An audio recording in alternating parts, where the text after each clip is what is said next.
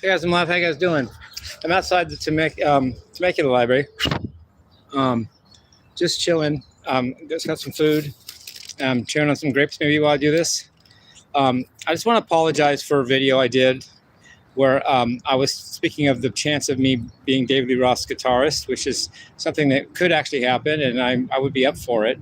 But I didn't mean to demean myself by saying I'm nobody, meaning that I don't expect to meet him and all that. I went overboard. I didn't mean to do that. I didn't mean to say, disrespect you guys, my fans. And I do feel like I'm important and I do feel like I'm famous. I just had to demean that a little bit so I don't sound like I think I'm going to meet David Lee Roth, so I don't sound like an asshole or don't sound presumptuous. Like, sure, David Lee Roth's going to talk to me or let me be his guitarist. So that's why I put myself down a little bit. I didn't mean it because I really feel that way.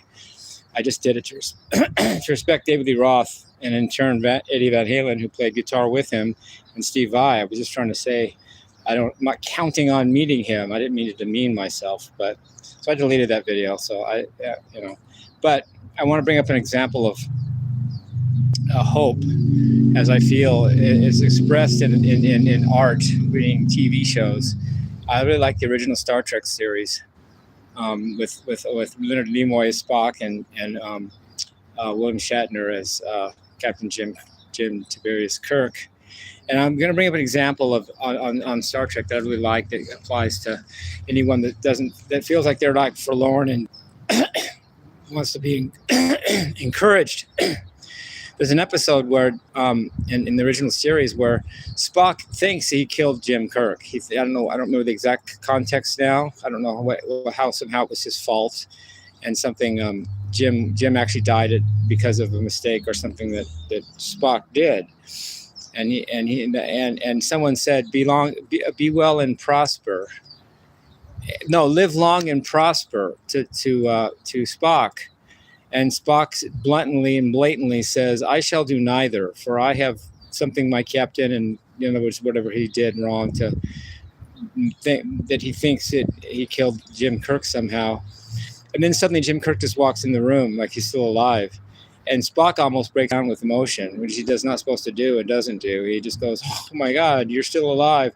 And then Doc Bones, played by oh God, what's his name? I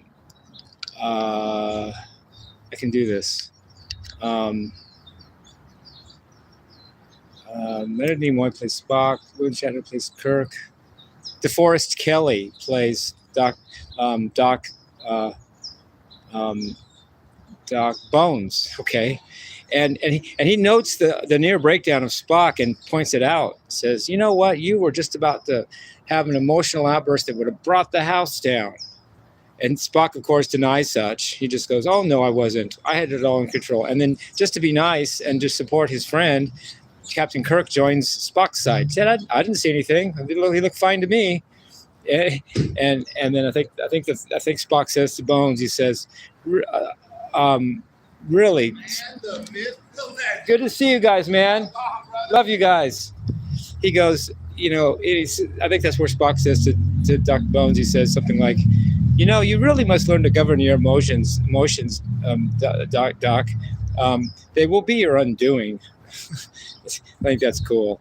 It shows are examples of life, that you can get hope from life by just watching something that's fictional, but is connected to life somehow via the content or the storyline or just the concept that's being spoken of or is illustrated.